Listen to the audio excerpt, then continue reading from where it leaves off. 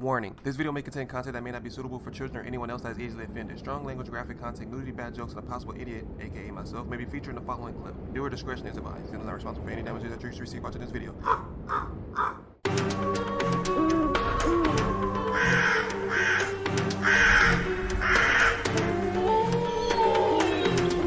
Hey, what's up, y'all? It's Zems, and welcome back to another reaction video. Today we're gonna react to SCP-747 Children and Dolls. This video is by Dr. Bob, so you guys have already been sure that description box. Clearly across the video in entirety, because I'm gonna be pausing and stopping and talking through the whole thing. Yo, thank you guys so much, man. 6,000 is right around the corner. If you guys do the channel, my Reprisalzems, and welcome to the Crow's Nest. Let's jump into this one. Two of the things that kind of sound good, but it sounds bad. Children, kind of scary depending on their nature, and then dolls can be scary in any form, shape, bruh. Annabelle, the porcelain ones, bruh. Anything that has to do with dolls, I don't like dolls. I just never did. I never really played with action figures like that growing up. It's just something about them and just creeps me out. But for now, let's get it. Also, I apologize, I haven't been around. There's been a lot going on and stuff with military stuff, so sorry about that, and thank you guys for sticking around and continue to support me. I really, really appreciate it. The young man watches as the lily-white coffin is lowered into the ground. Coffin? He's surprised at the dryness of his eyes, seeing as it's his own mother being buried. But now isn't the time for questions. When the dirt is piled on and the small service comes to an end, the young man is the last to leave. Other than the eulogy, he never says a single word to anyone. She'd been difficult towards the end. He'd cared for his mother until her disease had made it so that she wasn't really his mother anymore. And then for another 2 years after that, things had been said and done that he wished he could remove from his memories of her. Yo, why she was looking like Jason Statham out in Crank? Past is forever set. As he looks up from his mother's gravestone, he notices something strange in the distance, perhaps 30 feet away from him. A little girl, maybe about 10 years old, in a school uniform, standing behind another gravestone. She's wearing a worn-looking plastic pig mask and carrying a dirty rag doll. The young man stares into the dark eye holes of her mask for a moment, wondering if he's really seeing this or if she's a figment of his imagination brought on by stress and grief. Then he blinks and she's gone. For a second, he feels a frightening sentence looping through the dark recesses of his mind. You're starting to lose it already. A few years ahead of schedule. You'd make your mother proud. The young man shakes his head and leaves for home. Of course, he might see things on a day like this. The mind does funny things when it's in a state of extreme emotional distress.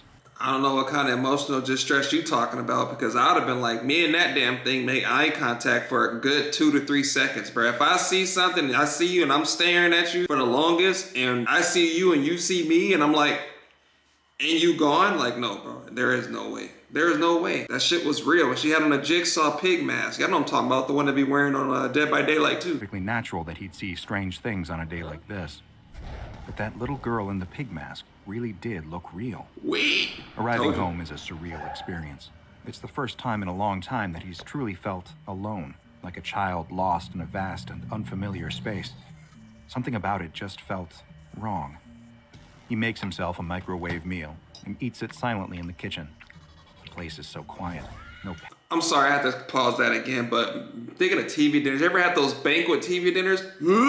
Bro, the corn? Ooh. Panicked yells or cries of pain. He sighs and looks out the kitchen window as he washes the dishes, and in the distance, he sees another strange sight. A young boy, 12 years old or so, standing out in the cold, dark woods next to his house. He's wearing only swimming trunks and a worn-looking plastic mouse mask. A rag doll hangs limply from his thin, pale arm, just like the one the girl in the graveyard was holding. Chuck E. Cheese. The young man's first instinct is to go out and help the child. After all, it's a cold night. He could catch his death out there. But with another blink, the child is gone. Just trees in the dark. He breathes a ragged sigh and takes an aspirin. Something must really be wrong with him if he keeps seeing strange children with animal faces out there. He trudges upstairs, hoping that maybe he'll get some sleep tonight and feel a little better in the morning. Shadows dart in the corners of his eyes, but he pays them no mind. He can't trust anything he sees today. He pauses for a moment in front of the room where his mother used to sleep. It looks cavernous without her tiny form nestled in the bed. He thinks about how she'd last been in that same room a little more than a week earlier. He sighs, turns off the light, and goes to bed. That night, The young man has strange dreams. He feels like a tiny fish at the deepest, darkest point of the ocean, watching huge black shapes loom and shift around him. He's afraid. Sleep paralysis. He feels like he's being watched. The sudden spike of terror jolts him out of his sleep, and that's when he sees them. The children in the animal masks, 7 of them now. They stand around his bed, hand in hand, like they're playing some kind of game, but in dead silence. Hell no. Each one has a rag doll sitting patiently at their feet. Logically, he should be more afraid upon seeing them. It's the strangest experience of his life. And yet, he feels an odd sense of empty calm settle over him, like a warm blanket. His eyes close, and sleep takes him again. When the young man wakes up the next morning, something doesn't feel right. He's already dismissed the strange children with the animal masks and the dolls as a figment of his imagination, a half-waking dream. But what he can't dismiss is the numbness in his fingers and toes.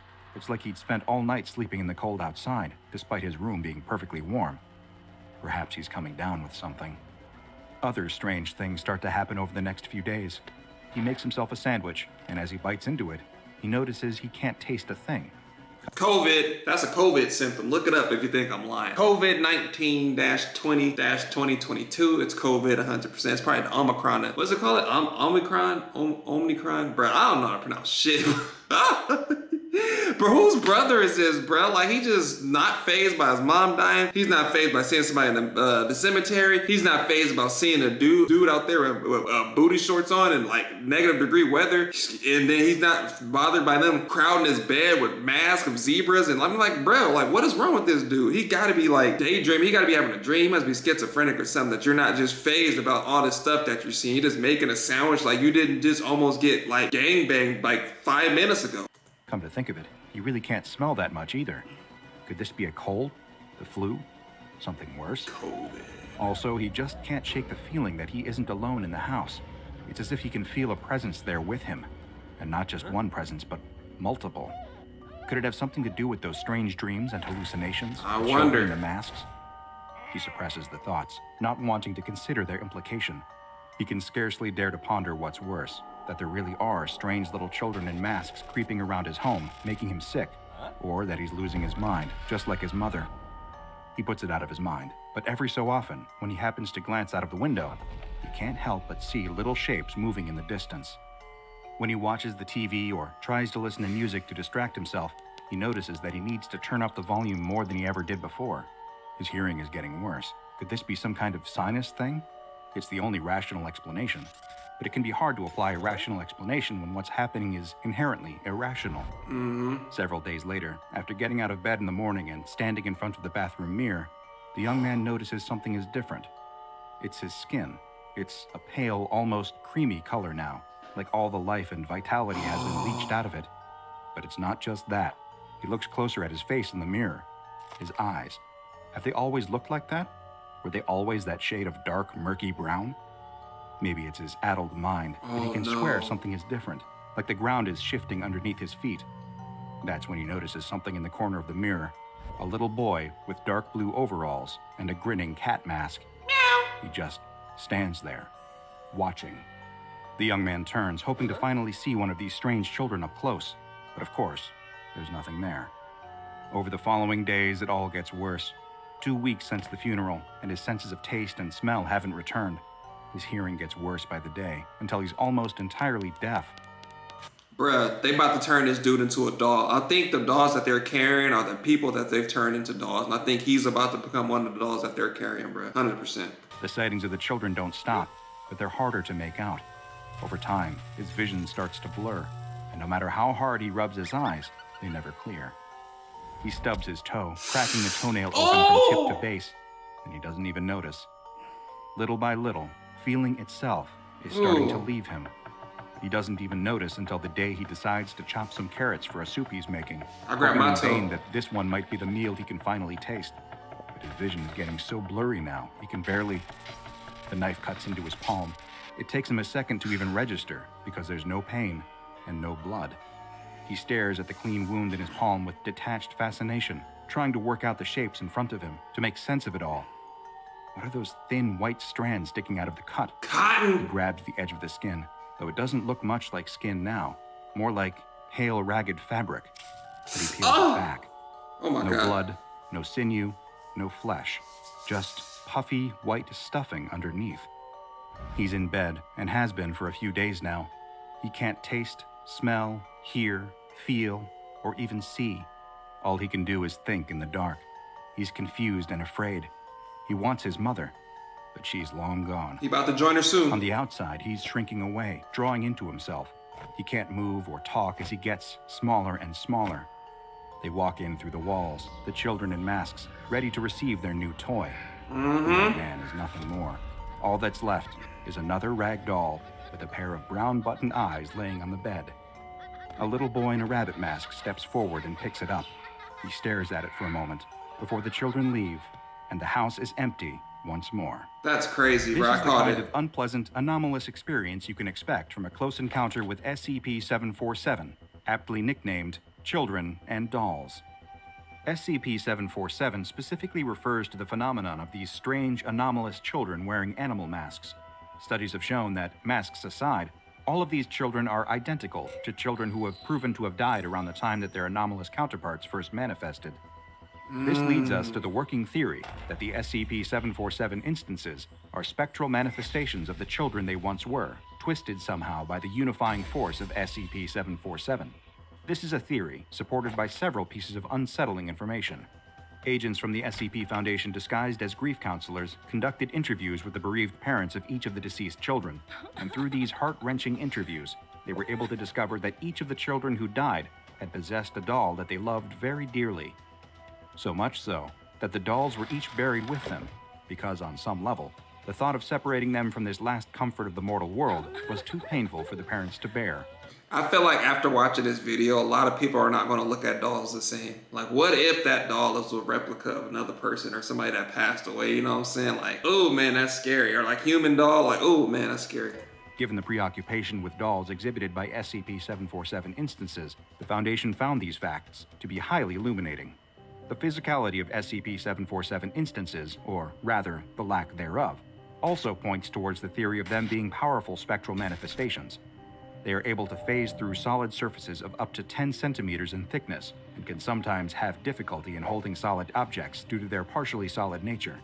They live mysterious and lonely lives on a plane of reality adjacent to our own, and they have never been seen to speak, though it's likely that they do have some form of communication with one another. Absolutely. Outside of individuals they're directly targeting, the SCP-747 children show little interest in other non-anomalous humans. They mainly seem to occupy themselves with their dolls and with each other. It is unknown to what extent the children are truly sentient, but they do appear to have some form of self-comprehension, manifesting in an awareness of the space they take up and their surroundings, which keeps them from bumping into things as they walk. But of course, their spectrality is hardly the most unsettling or eye-catching feature of SCP-747. No, the real danger of SCP-747 is the fact that they're able to turn human beings into dolls. How? A process which takes a matter of seconds to instill, but 21 torturous days to finally take effect. In order to begin this process, the children will select a human that intrigues them, perhaps one that would fit in nicely with their collection. The Foundation isn't currently aware whether there are any fixed criteria for victim selection, or if it's just a matter of wrong place at the wrong time. No, I think it's more of the person that's going to just keep shrugging off everything that they see. That's their targets. They're like, oh yeah, he's going to see us, but he's not going to take us into consideration. He's going to blame it as emotional grieving and he's seeing things. No, bro, if I see something, I've seen it. I trust my damn eyeballs. I've been with my eyeballs since day one. Why would my eyes lie to me? I mean, they do sometimes. I mean, if you see something quick enough, then. But it wasn't quick. It was kind of like you stared at it like for a minute. Like if you stare at something for a quick second, I'm seeing if you like watch your TV, you go like this, you're like, okay, I thought I saw something. Maybe I didn't. Maybe, you know what I'm saying? But if I'm looking at you and you see me and I see you and we see each other, like, no, bro, I trust my eyeballs. When the time is right and their selection is secure, they'll lock hands and Pause. form a ring around the human in question for 5 to 7 seconds. This is all it takes. 1, 2, 3, 4, 5, 6, 7 seconds. And you're already at the point of no return. 7 seconds? After completing this brief ritual, the children will go their separate ways, and the process will begin to take hold. This is why it's so imperative for the SCP Foundation to keep a lid on SCP-747's activities. How? While there's no cure for the process once the ritual is done, It is possible to prevent the ritual from being completed in the first place by escaping the circle and leaving the SCP-747 children. However, they have cognitohazardous measures against this, with many victims reporting a sense of blankness or thoughtlessness while within the circle. They induce a placid state of mind to prevent resistance from the horrible fate they're bestowing. The transformation doesn't incur any immediate symptoms. However, after 15 minutes or so, the victim will begin to experience numbness in the extremities, much like the kind caused by cold weather or poor blood circulation. Symptoms will gradually worsen over the next 21 days, though if the victim enters a state of chronic stress or anxiety, this process could potentially shorten to as little as 10 days. The conversion can often be neatly divided into 3 distinct stages. Stage 1. Loss of minor senses. Okay, that's the eyes most and frightening stuff. aspect of this initial stage of transformation is the fact that many of its symptoms could easily be written off as that of more common minor ailments. The senses of smell, taste, and hearing will begin to dampen and then disappear entirely, in what may at first seem like a severe cold. The victim may express a sense of distress at their condition at this stage, but will remain largely mentally stable. Any deviations from that expectation into more extreme mental instability should be taken as a sign of an accelerated transformation rate. However, towards the end of Stage 1, a more pronounced change will start to take hold. The victim will notice a slow shift of their eye color and skin tone to reflect the colors of the doll, though this is only the beginning. Stage 2. Loss of major senses. Over the next 13 days, the victims will begin to lose their senses of sight and touch, resulting in extreme mental instability and stress. The victims may attempt to perform gruesome experiments on themselves, trying to rediscover feelings in their body, only to become more unstable upon realizing that these senses are gone for good. At this stage, the frightening, anomalous physical changes will become even more pronounced. The skin of the victim will take on a rough, ragged quality as it transforms from normal skin into a variety of fabrics. The internal organs are also slowly transformed into a patchwork of synthetic stuffings, and even the victim's eyes will start to harden into buttons. However, the victim will remain alive throughout this entire grim process, even as their autonomy over their own body rapidly fades away. Stage 3. Full transformation. So the next time you feel like you got COVID or you can't taste or smell anything, is it COVID or are you being turned into a doll? Or if I got turned into a doll, they have to name me the Chocolate Slinger. We already know that already. That's my stage name. So if the army don't work out, I can become a stripper. That's my Western name. That's my stripper name. That's gonna be my porn star name. That's gonna be my sugar daddy name. Just the Chocolate Slinger, bruh. That's my doll name too. Better so separately. Within 24 hours of entering Stage 3, the victim is fully and irreparably turned into a doll.